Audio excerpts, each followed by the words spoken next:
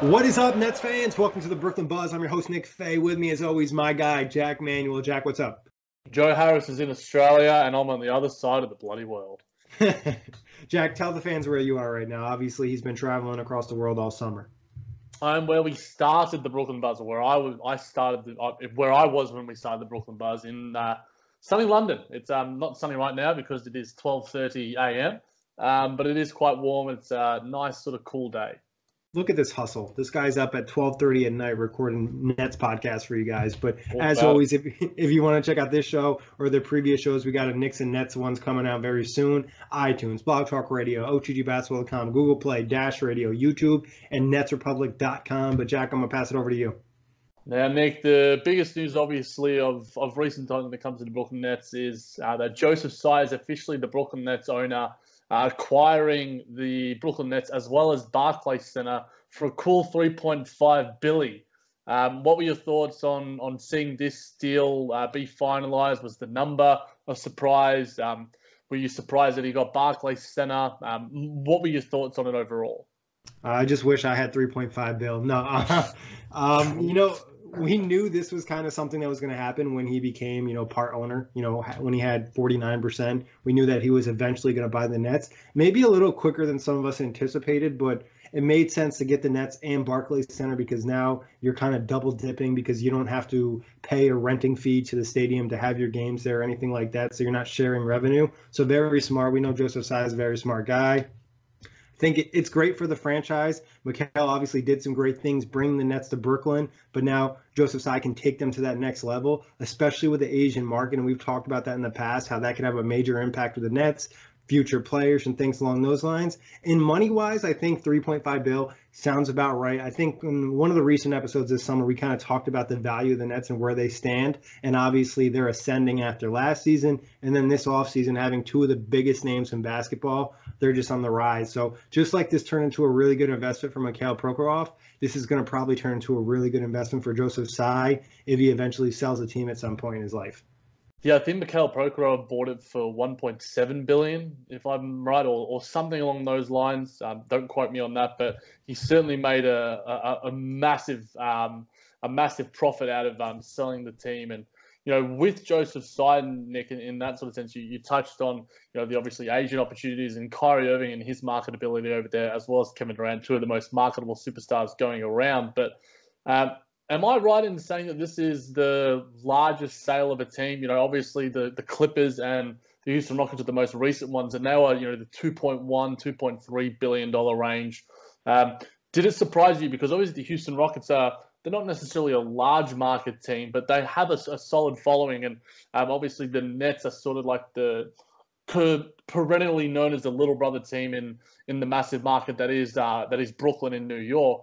Was the number lofty to you at all? Or like you sort of said, was it right on the sort of money? Because it's a lot of money, $3.5 billion for any basketball team, let alone the Brooklyn Nets, who aren't, the Lakers, the Knicks. It's still a lot of money. Yeah, I mean, I'm a little surprised, I guess, in a sense, but ideally you just think these prices are going to continue to go up. They're just going to constantly keep ascending, especially like I said, the Nets having progress. They look like the organization's in a really good spot. And the viewpoints from the media and different people around the league is the Nets are doing things right. So I think that helps. And then just being in Brooklyn, like they're in the city. And there is a possibility they're not going to like clearly jump the Knicks in terms of like have a bigger fan base, but they're going to probably be the better team for the next couple seasons at least. And that's the type of thing where, hey, there's a lot of money to be made here. And we're already seeing like ticket prices are taking a giant jump. Everything's going to start to take a giant jump with winning. And then also, like we've talked about, just having Kyrie and Kevin Durant, just two big names to your franchise, it's just going to boost the perspective of your team. Oh, yeah, absolutely. There is absolutely no doubt about that. And I have found the number that Prokhorov did buy it for. It was $223 million. Obviously, a bargain in today's day and age for a basketball team, and made a cool $2.35 billion on it. So about 1,000% sort of profit on that. I guess we'll touch on Mikhail Prokhorov in that sort of regard, Nick. What is his legacy that he leaves as a Brooklyn Nets owner? I mean, I think the one thing you think about is, he brought the Nets to Brooklyn, and then also he did have those prediction or guarantee the Nets would win a championship in 5 years. So I think you think about the KG and Pierce trade. He kind of forced Billy King a little bit to get into that, and that's something he wanted. He wanted to have the star in the names, especially the first couple seasons in Barclays. So I think he came with it, the idea like, hey, if I spend a lot of money, we're going to end up winning. But actually, you need to have a good organization, a good culture, good GM, good coaching, and things along those lines. So I think it was like a learning lesson for Mikhail in a sense in terms of the basketball world. But overall, I think there's a lot of positives to still take away. Yeah, I think it is as well. And there was a really nice article by Chris Mannix on the legacy that Mikhail Prokhorov has left, and there's some good quotes from there. And I think one that sort of resonates and relates to what you were saying, and this is from Arina Pavlova, a high-ranking Nets exec from 2010 to 2017, in saying that Prokhorov didn't really fully realize how the NBA actually worked. It was just At first, it was just throwing money at the problem, but you just can't throw money at it. And he did learn that. So, like he was sort of saying, he didn't really have the NBA nous, but then at the end of the day, he hired Sean Marks. I was going to say that's probably maybe his biggest thing too. So, you look at it, it's a double-edged legacy. It's a complicated legacy. It's one where, despite the fact that yes, we made the ridiculous trades, and Billy King was probably heavily influenced by ownership to do that. You would much rather have an owner who is willing to go into the luxury tax to win that championship. A guy who's willing to pay the big bucks for that, because there's a lot of teams out there, including teams that are within the championship window, i.e. what's Tillman Fertitta in Houston, maybe even some of the ownership in Milwaukee with letting Malcolm Brogdon go. They're not willing to go into the luxury tax. So I think that for Mikhail Prokhorov, he's putting his money where his mouth is. And you've got to respect that. The guy's going all in. And I think that there are negatives to his tenure, and we can't discount that. But at the same time, maybe it was sort of his background is like, if you throw money at it, it's going to fix it. But at the end of the day, he learned the inner workings of how you build an organization within the NBA. And he put the best people in charge. He was a key person, if not the guy, to hire Sean Marks. And, if anything is related to the net success of late, everyone, bangs on Sean Marks, but you've got to give Mikhail Prokhorov some credit, because he's the guy that hired the Kiwi mastermind. Yeah, and I mean, shout out to Mikhail's team in helping him make that decision. But like you said, he's not going to get the credit if the Nets, win a championship over the next couple of years. But none of that happens without Sean Marks and Kenny Atkinson. Yeah, exactly. I'll throw a few more quotes for you to react to in this one, sort of, Nick. And this is from that GM, Billy King, former GM. I wish I had more one-on-one direct contact with him. I had a lot of respect for him. I just wish I had more direct conversations. He said that to me in our final meeting. In my past experience, when you can talk to your owner, you see their reaction, you hear their inflection. When you are dealing with him through somebody, you don't get that. You wonder, what did it have to be pushed to get to go, or what questions he asked to get to that point. That's the one thing I didn't get. And, I think that he realized the error to his ways. And obviously Billy King was an unfortunate sort of person in the crossfire in that early tenure. Yeah, I think that just comes with, having a Russian owner, obviously not being close to the United States. And then also he had a lot of things go on in his life in terms of politics, legal troubles, whatever it may be. And then obviously US and Russia, there's just a whole bunch of complications that just made the task of being an NBA owner a lot harder. And then obviously the Nets weren't his only business that he had. So he had other things to manage. So he was probably just spread a little too thin as well. Yeah, definitely. And in that regard as well, Bobby Marks, part of the tenure with Billy King too, he said a downfall of his was that he didn't challenge you. I think nowadays, if you're the owner of a team and you're going to go out and sign a player, I want you to debate with me on the merits of the signing of a draft pick. He just wasn't around. He didn't get the full hands-on experience, the inner workings of how the basketball operations and the people worked. Yeah, I just feel like Bobby Marks always has something to say. Well, he's got the prior relationship with Chris Mannix anyway, so you got the sources are there. Yeah, no, for sure. And obviously he had direct contact he was part of the Nets organization, so he knows what he's talking about in that extent. And yeah, I get it. And I think that goes back to the fact is he didn't necessarily have an NBA background. He ran teams in Russia and things like that, but the NBA is a different animal. And just like we said, he just didn't have necessarily probably the time or the resources to spend as much time in the United States that he needed to for the Nets to be as successful. Yeah, and in saying that, relating to Sean Marks, just a final sort of quote from Pavlova, the way Sean Marks was hired was a very different process. I give Mikhail a lot of credit. He learned that you can't buy a championship. He interviewed all the candidates. He was there asking questions. The fact is that you don't see a lot of owners step back and acknowledge publicly that they made a mistake. He decided to go a different way, build strategically, be smart, and be patient. For a guy of his stature, that was very humble of him, and he should get a lot of credit for that. It's true. Usually when you're that successful, you have a hard time admitting if you've done something wrong or you want to blame somebody else in that situation. He took accountability. He made the next move. He learned from a mistake and signed Sean Marks, and now he's a GM, and the Nets are in a great position because he was able to have some accountability and react to the situation the right way. I honestly can't think of it in today's NBA in terms of owners. Like, if we're looking at bad owners turn good, are there any of those, Nick? It's essentially there are good owners, there are okay owners, there are owners in the background, and there are bad owners. You don't see James Dolan realize it maybe to some extent these days, but then he continues to have gaffes by going out in public and making these dumb comments. Robert Sarver in Phoenix, the other probably worst owner in the NBA right now, isn't really learning anything because he's still wanting to be involved. He's wanting to be the be-all and end-all and not empowering the likes of James Jones and the guys in there. Whereas Mikhail Prokhorov is almost an outlier in this sense in going, look, this tenure of my ownership has not found success. I need to do something different. And that requires a lot of guts and a lot of self-reflection. And, it's bringing success already. And I think that despite the fact that, he might not be, he's obviously not going to be there if the Brooklyn Nets ever win a championship, but Mikhail Prokhorov can certainly count himself as a person who was a part of that process to what the Nets are building towards these days.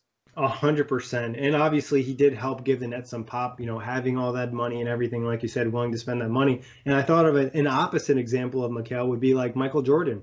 Obviously the Hornets have done the same thing year after year after year, and it just hasn't worked. And he hasn't reacted and been willing to be like, hey, we should tank and rebuild and kind of get some high draft picks and build this team the right way. Instead, they just go out in the last few seasons. They try to sign guys to retool the team, make them a little bit better. And then this offseason, when they had the opportunity to probably full on tank or, invest in young guys and trade Kemba the previous season, they just go out and get Terry Rozier. So I think MJ would be an example of someone who's using their ego a little bit too much and not reacting to the situation the right way. Yeah, I think that's a really good point too. And I know that there'll be plenty of gripes in an upcoming NBA Outlet preview on the show. I'm looking forward to hearing. But Nick, we'll get to some win-loss projections that have been making the rounds. And I know, in fact, let's talk about my hot take article, my friend. Let's do some self-promotion for me. Obviously included on OTGbasketball.com. The Hot Take Marathon is getting spicy, ladies and gentlemen. I projected the Brooklyn Nets to land the 3rd seed. What are your thoughts on that, Nick? And after that, I guess we can touch on what some other experts, and probably more experts in terms of NBA basketball in general. But what did you think of my article and the sort of weight that I gave to the Brooklyn Nets and their chances for that 3rd seed? I thought it was a great article, and I'm not just saying that because you're here. I thought it was well thought out, and I like the way you, in some ways, discredit the other teams and pointed out their weaknesses that they have, because some of them I feel like are getting a little bit overhyped, and there's no reason not to think the Nets going to be a 3rd seed. Like, I think the one team that everybody's going for that 3rd seed has been the Celtics, but the Celtics have just as many questions as anybody else in the array of teams. I'll list the teams that you mentioned: the Celtics, the Raptors, the Pacers, the Magic, the Pistons, the Heat. The Celtics have their issues. They don't necessarily have a true starting center on that team. Jason Tatum, Jaylen Brown still have to make a jump. What are we going to get from Gordon Hayward? And if you want a more in-depth look at the Celtics, we just recorded with Gus and did a Nets for a Celtics preview. And then you look at the other teams on the list. You got the Raptors, obviously losing Kawhi Leonard, arguably the best player in the NBA. The Pacers without Oladipo for a majority of the season. Orlando, who didn't really get that much better. They're banking on Markelle Fultz. Pistons, I don't really see a case for them because they relied so much on Blake Griffin, and he kind of gave it out at the end of the year because he had so much on his back the entire season. And then Miami Heat, Jimmy Butler is great, but he doesn't boost them up to a 3 seed. So I think the reasoning is there for the Nets, not only because they signed Kyrie, but it's also the other moves they made. Bringing in Taurean Prince, bringing in DeAndre Jordan, Garrett Temple, David Nwaba, and now the other young guys in the team like Jared Allen, Karis LeVert, Rodion Cruz. These guys are going to take a jump this season. So I didn't think it was even that spicy of a take, because I don't know, by the end of the day, that might be my final prediction for the season as well, that the Nets will end up with a 3rd seed. I expect 3 or 4 from them. Yeah, I expect 3 to 6. I think 6 is the lowest. I said early on when Nets Daily was posting the articles around Kevin Pelton's projections. I think that what I was sort of trying to outline was that a lot of teams legitimately can make a claim for any of these sort of teams to have a case for that 3rd seed, but the weaknesses that the Nets have are probably much lesser than the likes of a lot of teams that I listed. The Boston Celtics, I'm really worried about their defense. You can attack Kemba Walker and Enes Kanter in the pick and roll consistently on a night, and funnily enough, that's what I think that the Brooklyn Nets should do. And what do they run probably more than any other play? The pick and roll. And Kyrie Irving, DeAndre Jordan, Kyrie Irving, and Jared Allen, the pick and roll. It's going to be a pretty nicely run play against, a guy like Kemba Walker who lacks some size, and a guy like Enes Kanter who has played probably 10 good games of defense in his career, and most of them were in Portland as well. So I think that, you bank on what are the strengths and what are the weaknesses of all these teams, and how do those sort of balance each other out. Yes, the Nets probably don't have as high of a ceiling because of, Jason Tatum's going to make this big jump. Jaylen Brown could make this big jump. But we've also got a guy like Karis LeVert who could make a jump, and maybe not as large a jump as a Jason Tatum or a Jaylen Brown, but he's certainly going to be around the wings. And like you sort of mentioned, all the other acquisitions it sort of fits relatively well. And it seems like people are sleeping on the Brooklyn Nets, especially the national pundits. And, I'm not one to speak up the Brooklyn Nets very highly because I don't want to jinx them, but I felt like I had to put this out there, despite the fact that, I believe it. I don't believe it in my fullest heart of hearts, but I certainly think that we are, maybe the best, if not the 2nd or 3rd best candidate at the very least to get that 3rd seed. Because unless anything disastrous happens in Milwaukee and Philadelphia, those top 2 seeds are locked up. But the Brooklyn Nets have a lot of ingredients that could get them that 3rd seed, and they could be a really good regular season team if Kyrie Irving stays healthy. And I think that's the main thing. It's with all these teams. I could have written just one word: who's the healthiest? Who has their star players playing the most? Is Blake Griffin going to play 70, 75 games? Detroit are going to have a decent chance. Is Kemba Walker, Jason Tatum, and Jaylen Brown going to play 75 games? They're going to have a pretty good chance. How many games is Pascal Siakam going to play? How many games is Kyle Lowry going to play? I think at the end of the day, the cases can be made for any of these teams, and I'd be surprised if we don't have some of our other writers jumping on board with these sort of takes. But the Brooklyn Nets certainly have a decent shot.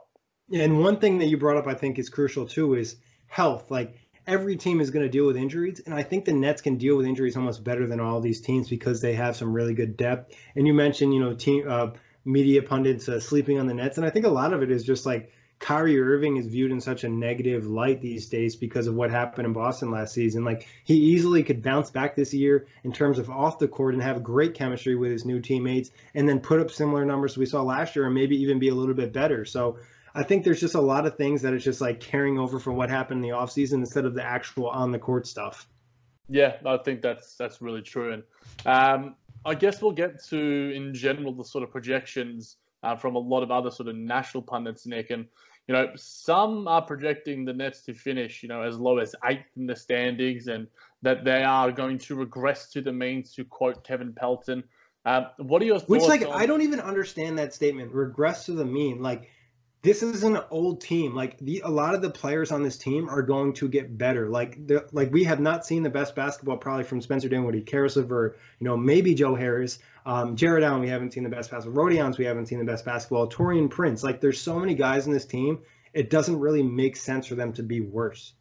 I think that, and this is from Nets Daily sort of collating a lot of the information from a lot of different outlets in the sense that none of the outlets essentially have the Nets really making a jump at all, except for Bleacher Report by 1 win, and their sort of key indicator and one of their key reasons is the difference between Kyrie Irving and D'Angelo Russell. And I remember before in free agency, before it was even going to happen, I was skeptical about it too. But I still, there is still elements of skepticism with me. But I think that just knowing and looking at game film from Kyrie Irving, and obviously D'Angelo Russell isn't a finished product, but Kyrie Irving on his worst day is the second or third best point guard in the NBA. D'Angelo Russell might not ever reach that mark, and I'm not sure. Just looking at the sort of wins, and in the article that I wrote, I was like, look, Kyrie Irving versus D'Angelo Russell, I think that's 2 extra wins. I think just if they play, D'Angelo Russell obviously is a lot healthier. Kyrie Irving has a lot of health concerns. I'm not taking that into consideration. If they play the same amount of games, Kyrie Irving is worth at least 2 wins by himself and his talent. Karis LeVert, if he's healthy, and obviously that's another big if and another big knock on wood moment with your 2 best players. If Karis LeVert is healthy, I think, and takes another jump, there's another 3 or 4 wins for you. Spencer Dinwiddie, if he stays healthy, DeAndre Jordan and Jared Allen, if they get back, if Jared Allen takes a step forward, Taurean Prince, takes a step forward, these guys, you add those extra wins here and there just because of the banked improvement. I don't see why that the Nets don't take at least the 3. I would be surprised if the Nets win less than 45 games. That's my probably floor mark. My ceiling mark would be, obviously that 3rd seed, which is probably around the 50-win mark. Yeah, I agree. I think you just look at it from, would they be saying this about the Nets if they retained D'Angelo Russell and made all the other moves? Obviously excluding Kevin Durant. Like, if D'Lo came back, I think a lot of people would expect the Nets to continue their jump because they've jumped the last few seasons. You know what I mean? We've seen the win improvement. Obviously, you're not going to make an 8 to 10 win jump probably this year. It could happen, but it's not likely. And I think that's what's being undersold is the fact player development has been a main reason for the Nets to have such a success in such a short period of time. There's no reason not to expect guys to get better this offseason.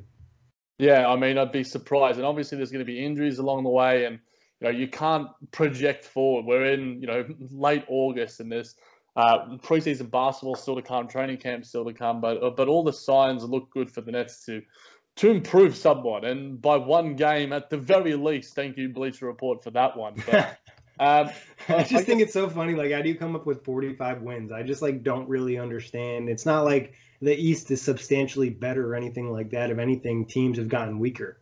Yeah, I think I might have even mentioned that in my article too. I'm like, yes, there is a real stranglehold up top, but that middle range from 3 to 9, there is, it's very much up for grabs. The Celtics got worse as a team. The Detroit Pistons maybe got a little bit better. I don't really see many world-changing moves there. Miami, maybe they got better because of the acquisition of a superstar in Jimmy Butler. And I think the team that did improve the most on paper, to me, and this is trying to see it objectively, is the Brooklyn Nets. Because, yes, obviously, and if you factor in Kevin Durant playing 10 to 15 regular season games, even at 80%, 70% health, then there is another thing that I haven't even factored into my article. I haven't even factored into any of the win projections. If you have Kevin Durant playing 10 to 15 games, that's another rotation player that can play winning basketball with 1 leg. He is an absolute stud. But I think we could finish with this one, Nick, and because we haven't really discussed it because we have been off for a little while. Greg Steele at OTGBasketball.com as well, and I'm pretty sure this is probably your favorite article written by any writer ever, is that Karis LeVert will be an all-star next season. Hi, I love you, Greg. No, I'm just kidding. Obviously, new writer, great way to get on my good side, write something about Karis LeVert. But, I look at it and I think it's a real possibility. I'm not willing to lock it in. I think it's really tough to get 2 All-Stars in the All-Star game unless you're looking like you're going to be a 50-win team, which is a possibility. I think if we see a nice chemistry from Karis and Kyrie early on, I think it's a possibility. But again, there's just so many question marks about what's going to happen. Are they going to be able to find the groove? What type of role is Karis going to have offensively? If he comes out and he's lights out defensively and he puts up similar numbers to last year, not maybe as high offensively in terms of points per game, I think it could happen. But still, I'm not willing to bank on Karis being an All-Star this season. And that's probably the most negative thing you'll ever hear me say about Karis LeVert. I think it's probably the most negative thing you have ever said about Karis LeVert. I think it'll happen in the future, but I don't know this year. He's still there's just so many question marks about his role. Yeah, and I think that those questions will start to be answered as we see throughout the season.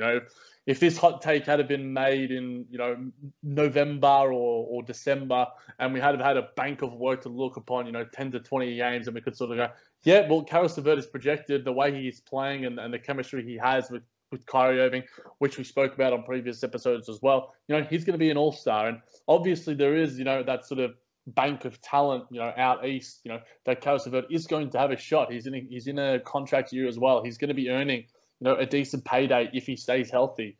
He was our best player in our postseason run as well. And like you said, he has incredible defensive acumen and should only continue to grow on that end of the floor. So it's a big season. And I think in relation to that, Nick, I can't remember which podcast this was on, but I will end with it because it relates to Karis LeVert's. No, it was the Glue Guys. Karis LeVert's health is the biggest factor for the Nets' improvement next season. What do you think about that comment? I think just one touch on the Karis LeVert thing. I think Karis will be in the All-Star conversation regardless. Like he would be maybe like the first guy to be replaced, in there if there was an injury replacement. But onto that, I think anytime you're looking at a team and if their first or second best player is not healthy, they're not going to be good. They're not going to improve. So I think it's not as much about Karis LeVert. I think it's just about having the role of being that first or second best player on a team. Yeah, I think that in terms of health, I think it's the most important indicator to how good of a season you have. And we love the Brooklyn Nets training stuff, but this is the sport itself is so unpredictable and so many crazy things can happen. And Karis LeVert, despite the fact that he has an immense talent, he was projected as a flyer when the Nets drafted him because of the injury history that he has had in the past, and he's had some freak injuries along the way as an NBA player. So I think that D'Angelo Russell last season was like, I want my goal to be to play 82 games. I think Karis LeVert should have a similar goal for next season, and if that is the case, he will be in the All-Star conversation. The Nets will be on their way to some decent improvement because I think that not just Karis LeVert's health, I think Kyrie Irving's health. Yes, I think Karis LeVert is going to be a massive indicator, but the Nets will go as far as Kyrie Irving will take them because he is a superstar. He is the fulcrum to this team. And if, yes, Kyrie Irving is injured, then yes, you can have Spencer Dinwiddie slot in nicely. And we've seen that in the past, when D'Angelo Russell has been out too. So maybe the fact that Spencer Dinwiddie is a pure point guard or a purer point guard that can replace Kyrie Irving, Karis LeVert's sort of tangible skills and defensive acumen on both ends of the floor are harder to replace. I get that, but Kyrie Irving is still, the wizard and the number one guy in this Brooklyn Nets team. But health is going to be the biggest factor for Nets improvement and for their Nets win-loss total no matter what. Yeah, and I think that just goes for any team, like staying healthy, and I think that's where depth comes in because you don't necessarily have to play guys extraordinary minutes where they're more likely to get hurt. And, hey, Kyrie needs a night off. We got Spencer. We can throw him out there, and he can play the full slate. Yep. And, Nick, now we'll finish off with a bit more business-related Nets news that David Levy, who left the presidency of Turner Media in March, is apparently a serious candidate to replace Brett Yomark as the CEO of the Nets, as reported by Woj. Do you have any thoughts on Brett Yomark as being a Nets executive? I did have a Nets fan reach out to me just to mention how hard he thought Brett Yomark worked. So shout out to username on Twitter, Chaos LeVert. I thought that was pretty cool username. That is awesome. Yeah. Yomark obviously played a big part too of helping the Nets come to Brooklyn. So we don't see as much on the business side of the Nets. We do see things occasionally when it comes to like big moves like that. And obviously, if the guy coming over was the president of Turner Sports, that's a pretty big accomplishment there. So you feel confident about that. But honestly, we mostly just care about the basketball side. Yeah, and I mean, at the end of the day, how is Levy going to fit alongside Joseph Tsai? What is the vision for the franchise going forward? How can Levy contribute to that? He has plenty of, experience within the Turner Media, which obviously includes TBS, TNT, all those sort of networks as well. Incredibly successful guy. So at the end of the day, can he, bridge the gap? And obviously with the Nets having, so many national TV games next season, does David Levy brings some sort of, experience there that can sort of allow the Nets, to market themselves that little bit more in a more positive sort of way. I think that at the end of the day, the decision will be made, the behind the scenes, and we will report it. But, I think that Our expertise lies a lot more in reporting on what happens on the court and the players and the coaches. Yeah, and that in really a lot of the business side of basketball is behind closed doors. They don't really like broadcast that or showcase that as much. Obviously, I think the most important thing is that there's a balance where the business side isn't interfering with the basketball side. And that's something you do see when an owner wants to get maybe a little bit money happy and they want to get players to bring in money instead of necessarily winning games. I don't think that's going to be the case, but obviously it's always something you have to think about. Yeah, definitely. But it was good to chat some Nets news. I've still got plenty of topics up my sleeve, so don't worry about that, Nets fans and Buzz fans. We'll be chatting some more Brooklyn Nets news in upcoming buzzers. You know, the division stuff is winding down. The overall preview for the outlet and the player previews will be coming very soon. So there'll be plenty of Buzz content coming at you. Yeah, we took a little bit of a break. Obviously, you know, August isn't the hottest month in terms of basketball news, but still plenty of content out there. And like Jack said, we'll be starting to cook things up in September. As always, appreciate everybody listening. Check us out, iTunes, Block Talk Radio, OTGBasketball.com, Google Play, Dash Radio, YouTube, and NetsRepublic.com. Also, make sure you head to DesignTree/OffTheGlass. Use a discount code OTG5, and you'll get $5 off any OTG t-shirt. Money.